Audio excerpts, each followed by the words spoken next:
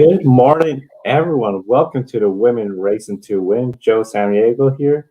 Daniel Zeri from Racers, the girls behind the helmet. Special hello to everyone listening to us all over the internet, and especially if anyone's listening to us as they're commuting to work, as some people do.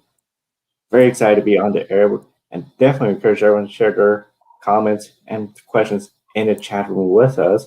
We got several races to discuss, including a busy weekend for sports car racing. We'll start with Dan with a little bit of World Endurance Championship racing. Yes, hello everyone. Good morning. As you said, Joe, it was pretty busy for the sports car racing community. There were two major races, one in Europe and one in the US. The first one was the 8-hour of Portimao in Portugal, second round of the season for the World Endurance Championship, which is the most important endurance championship in the world, of course, with two all-female teams racing in this series this year. One in the LMP2 category, which is the Richard Mille Racing team, lining up Sofia Flörsch, Tatiana Calderon, and Baitske Visser, who are probably three of the most influential and competitive female racers right now in motor racing. Of course, they are all coming from single-seaters, and they are at the beginning of their sports car careers. But last year they proved that despite being Le Mans rookies, they finished in the top 10 in the most important and the most legendary endurance race in the world. And we know that it's very, very rare for a team to line up all rookies in this championship. So they did prove that they definitely have the pace and they belong to this really elite championship. And at the first race of the year in Spa-Francorchamps 1 month ago, approximately, there were 8th in LMP2, which was kind of okay, really, really good first top 10 for the ladies of the Richard Mille Racing team. Also, there's the second all-female team racing in the GT category, GTE AM category, which is the not the manufacturers standings, but the AM, which are private teams, basically, for anyone non-particularly familiar with the championship. In this class, there is the Iron Dames team. Both the Iron Dames and Richard Mille Racing are stepping up from the European Le Mans Series, which is the Continental Championship. They're stepping up to the World Cup. So definitely a big step up for both of them, but they did prove that they are both competitive, also at the same level in WEC, because also Iron Dames were 8th in the inaugural race at Spa-Francorchamps in Belgium 1 month ago.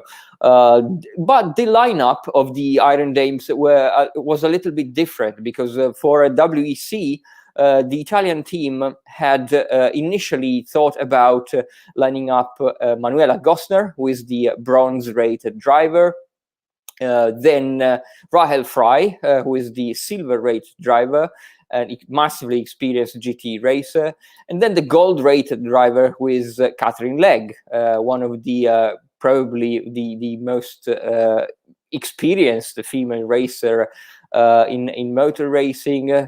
She has been racing in IndyCar, in DTM, in IMSA.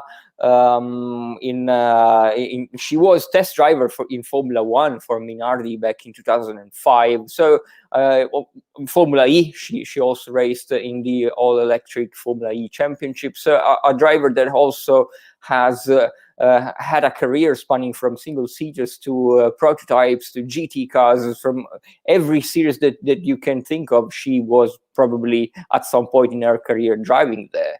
But of course, Katherine Legge, who was part of the Iron Dames lineup for the first round of the season, was not in Portimao for the 8-hour of Portimao, because she also is racing in an all-female team in IMSA for the American Premier Sports Car Championship in Detroit, and we will go back to this race in a couple of minutes.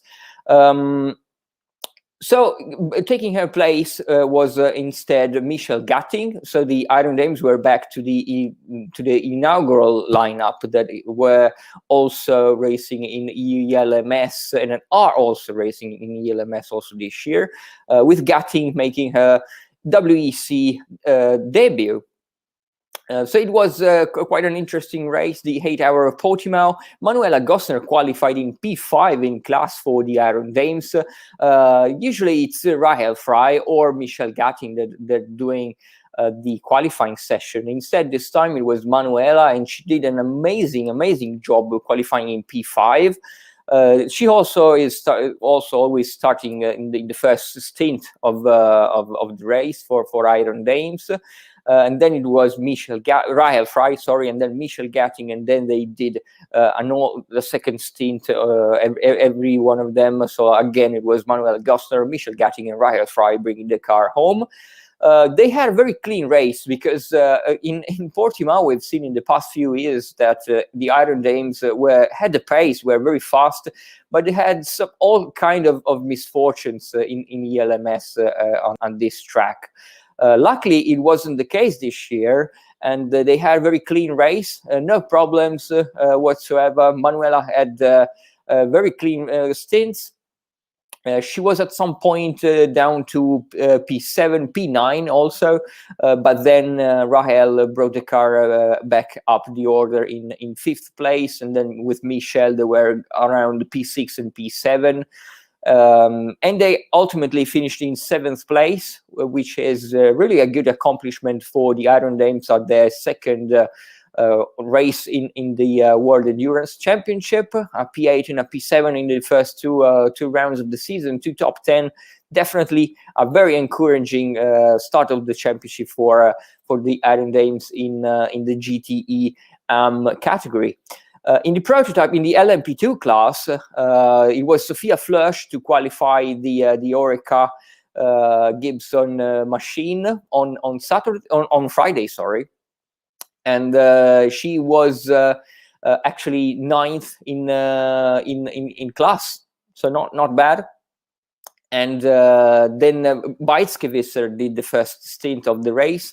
And then it was Tatiana Calderon for the second stint, and Sophia Flörsch was last in the car in the first round of driving shifts before they all alternated again behind the wheel, just like for the Iron Dames.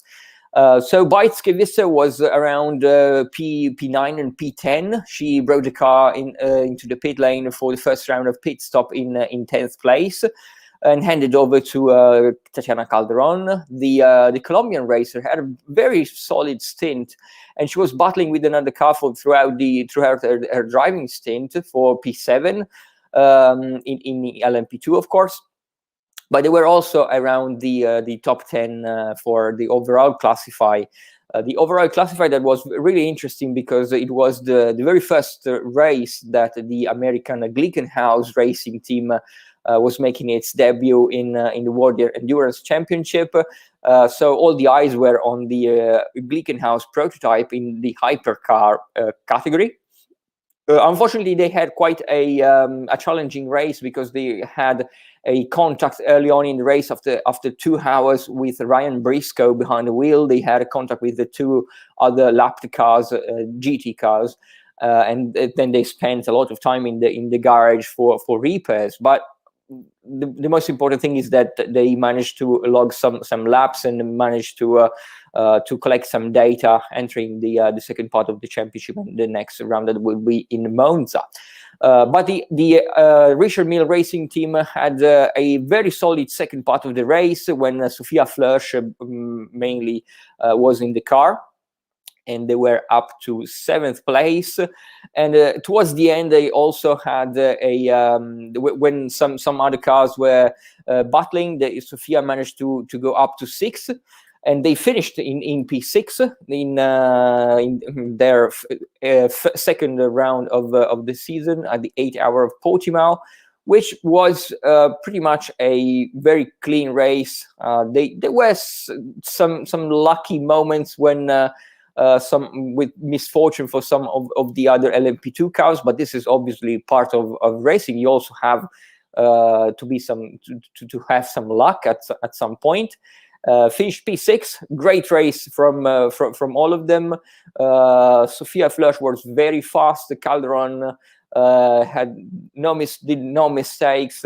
Bicekevisser did the very tricky first stint with the start, and so we are really curious to see them going to Monza for the next round, where hopefully we will be there to report from their race.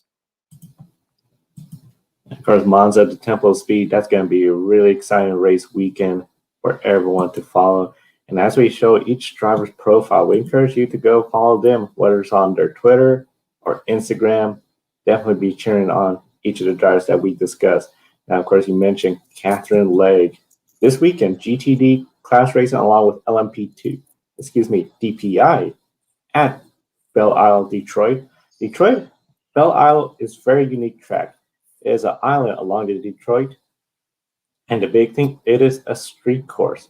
So while we see some street courses, especially in F1, other series, and now the new street course where you have a runoff spaces like Baku, Detroit, and especially like most street courses in the United States, very little runoff area, and the concrete walls are right there. So one mistake, you could end up in a serious crash. We saw one at Detroit, in fact, Saturday, when Felix Rosenqvist had the throttle hung, hit onto the wall. Thankfully, he's been released from the hospital and is recovering, but he won't be racing for a while.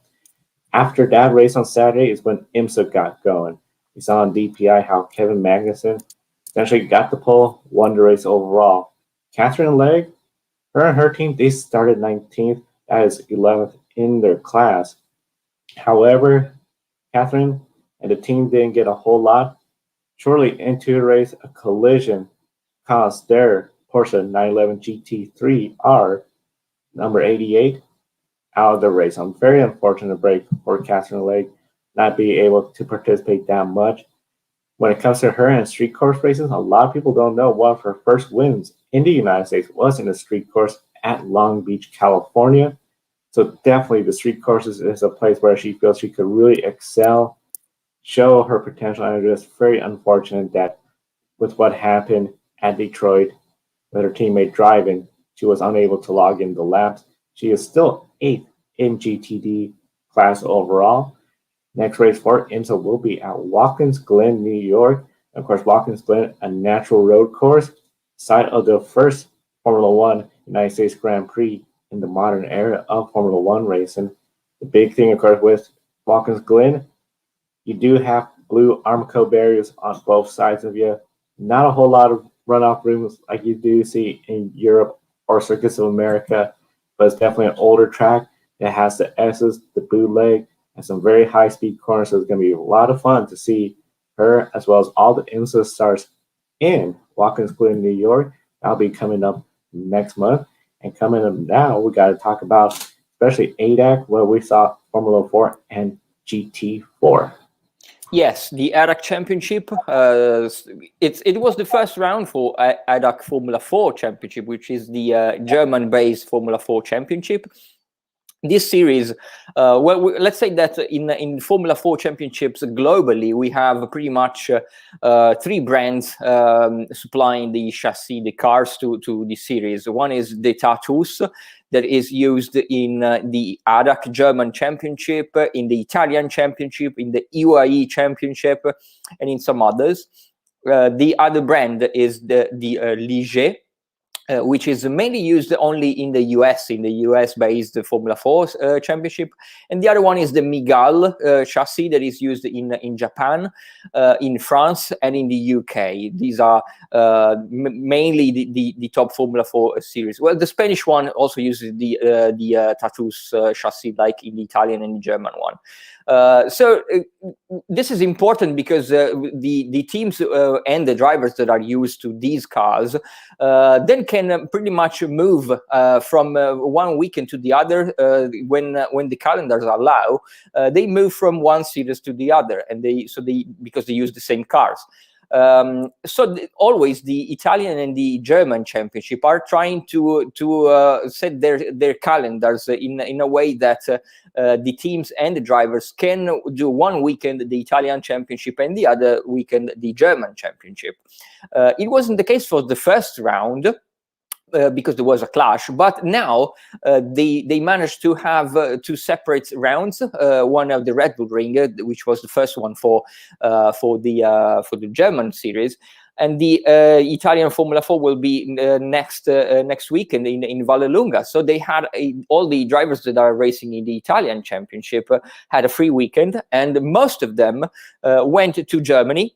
Well, to Austria this weekend, but to the German championship to contest the round at Red Bull Ring. This was also the case for Hamda Al-Kubaisi and for Maya Weog, the two female drivers that we also often report from their races in the Italian championship that I am following on trackside.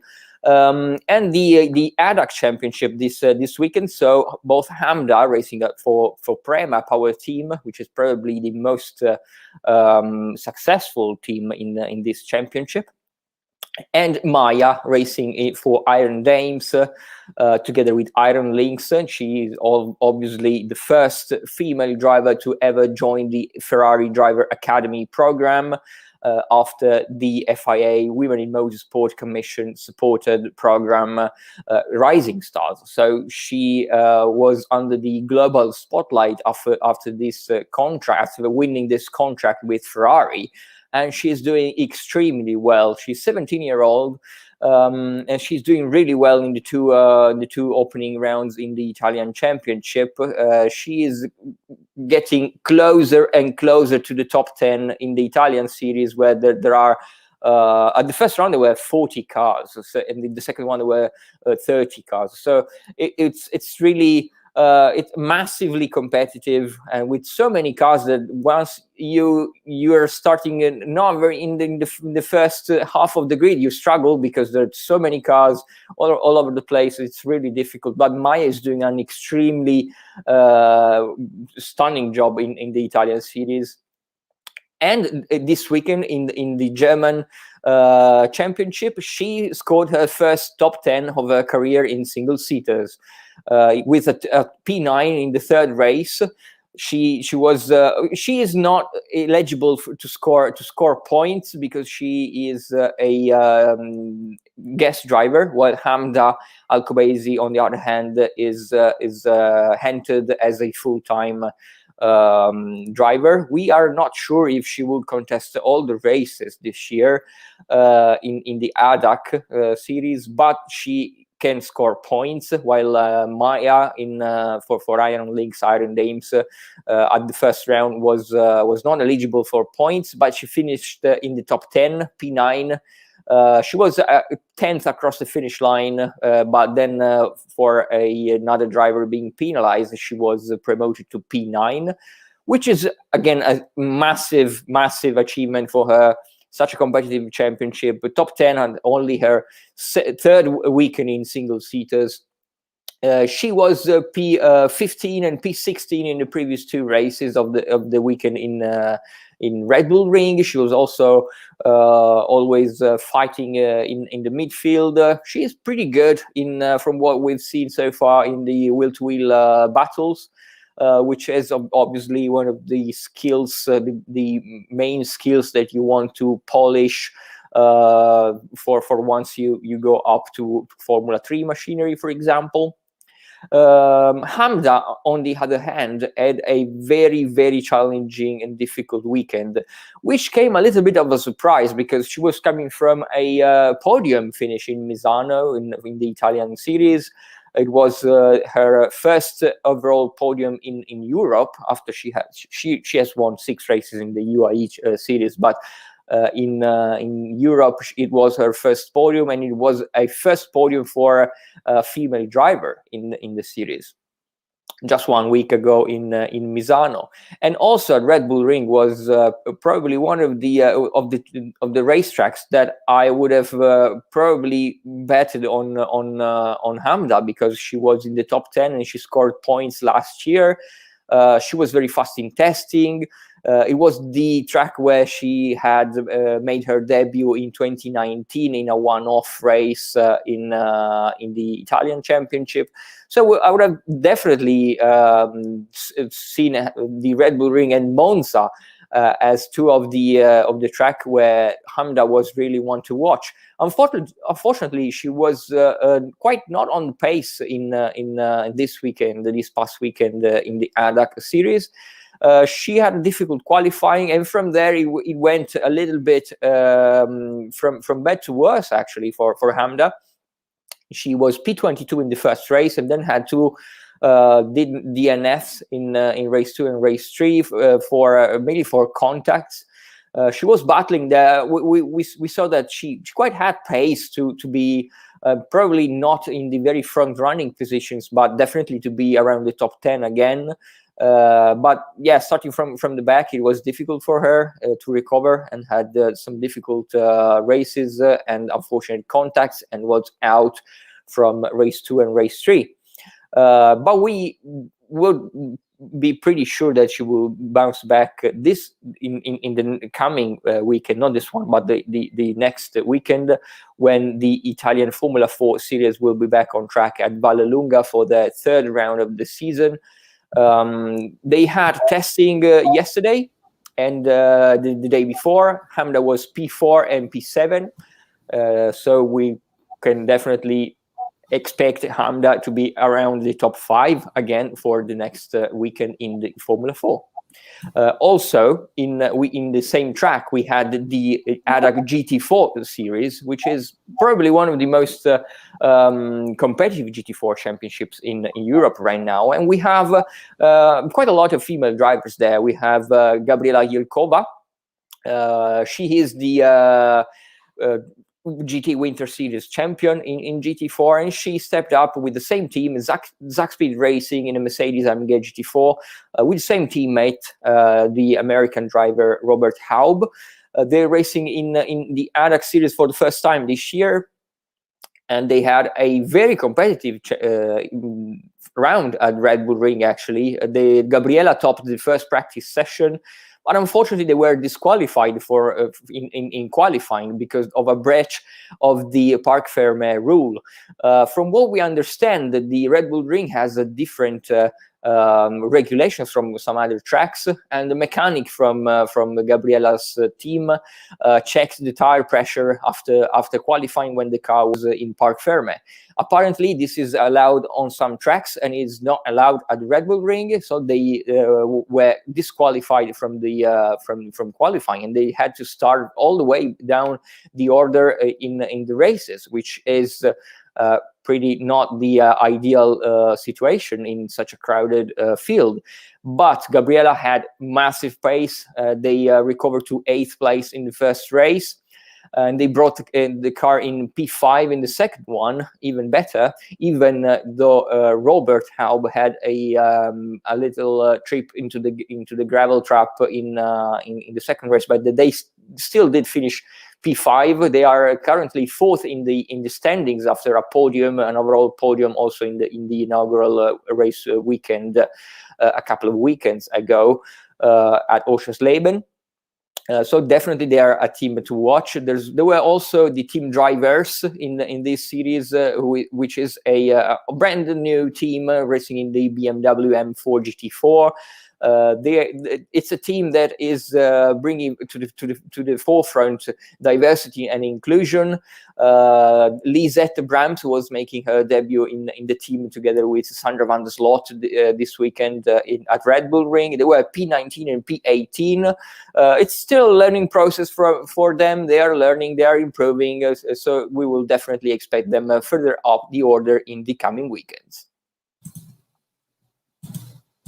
And the coming weekends is going to be a lot of fun to see everything that's going to be going and racing lots this summer. And of course, W Series will be coming up as well in the coming weekends. So very excited for that. We'll be following all of the W Series right here on the Grid Network. And of course, Daniel at Racers, who goes behind the helmet, will be following it as well.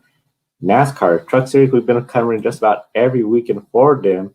And this past weekend, they were at Texas Motor Speedway. Texas Motor Speedway is very unique. It is a 1.5 mile oval like most NASCAR tracks. Charlotte, Atlanta. A lot of folks compare Texas with them because they have just about the same configuration. However, since 2017, turns 1 and 2 at Texas Motor Speedway, less banking, wider racing area. Go to the turns 3, turn 4, the same traditional banking as Charlotte, Atlanta, and Texas Motor Speedway prior to reconfiguration. So this created 2 different corners essentially for Texas Motor Speedway. It makes it really challenging for the teams. Sometimes when it comes to the fans, they're split. Some fans believe it makes the challenge great, but they also feel that the racing hasn't been the greatest. It's really tricky on the drivers, and was very tricky for the drivers that were racing, including Jennifer Jo Cobb. She started 31st. Now, of course, there's no qualifying, no practice due to the pandemic and NASCAR's protocol. It's just based off points and your prior race finish. Jennifer Jo Cobb, she started up front towards the earlier part of the season, but has been mired in the back. She finished 32nd. She started 32nd, finished 31st. So overall, the race was just mired in the back. Handling was a big issue, especially since you had 2 different corners at Texas Motor Speedway. And then Hailie Deegan, this is her first race at Texas Motor Speedway. Being a rookie at this track, it just means it's going to be a really hard day. Drivers are even comparing Texas Motor Speedway now as a rookie to Darlington Raceway. Of course, Darlington is known as a track too tough to tame. So when you are at a track that people are comparing to Darlington, you know it's not going to be exactly the best day in the office. And for Hailie Deegan, she started 12th in the race, but she kept falling towards the back and finished 24th place. Not exactly the best finish for her. I know she wasn't too thrilled about it, but of course, this is a learning experience. This is her first time at Texas in the NASCAR Truck Series.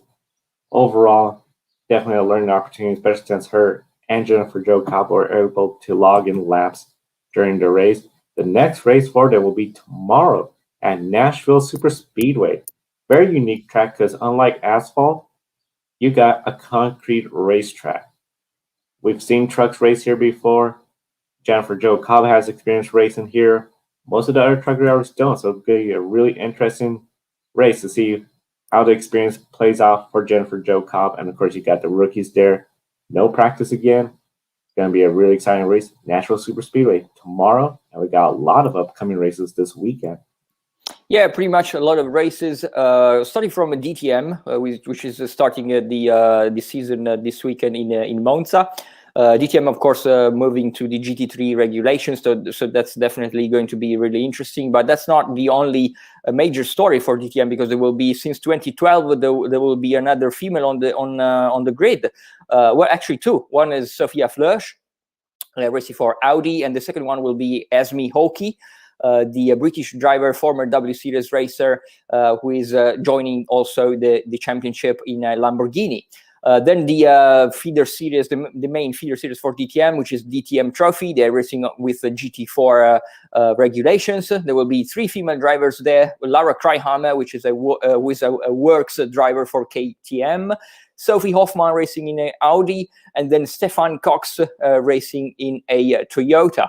Then Euroformula race in Spa-Francorchamps with Vivian Ketzelli back behind the wheel of the Formula 3 car in Euroformula. Then Alpine Elf Europa Cup also racing at Spa-Francorchamps with Gojardès. That will also be on the starting grid for the inaugural race of the W Series in 2 weeks. And also Lilou Wadou, the French young driver who is currently second in the One Make series in Alpine. Then the STCC TCR Scandinavia at Skellefteå, second round of the season, with Michaela Olin Kotulinski claiming 2 podiums in the first round. So we'll definitely look forward to see more podiums and possibly a victory for the Swedish driver. Ferrari Challenge Europe heads to Valencia for the fourth round of the season, with Michel Gatting currently leading the standings. So definitely it's going to be another important race for the Iron Dame Michel Gatting. Formula Regional European Championship by Alpine, racing at Zandvoort in the Netherlands with Lena Buller. There will be no Belen Garcia on track this weekend because her car had a chassis problem last time out in Paul Ricard, and the team didn't manage to fix the chassis in time, and Belen will now start to focus on her upcoming W Series Championship. As you said, Joe, there will be also NASCAR track tomorrow at Nashville with Hailie Deegan and Jennifer Jo Cobb. Also on the same track, that on Saturday, there will be the NASCAR Xfinity Series with Natalie Decker making her third start of the season this year in the Xfinity Cup. And then also NASCAR, the Mexican Peak Mexico Series will have Regina Servent in the main category, and in the track series there will be 3 more female drivers, and we are very excited that we also will try to report from the Mexican NASCAR Championship, as we have a new collaborator in Mexico making her debut with us this weekend. We encourage everyone to be sure to visit the website racersbehindthehelmet.com. Check out the calendar. There you can follow each of the races as they are going on throughout the race weekend, from NASCAR, DTM, Ferrari, everything. And of course, the following weekend as well, we got a lot of racing that's coming up. Definitely going to be very exciting to see all the races. And of course, W Series.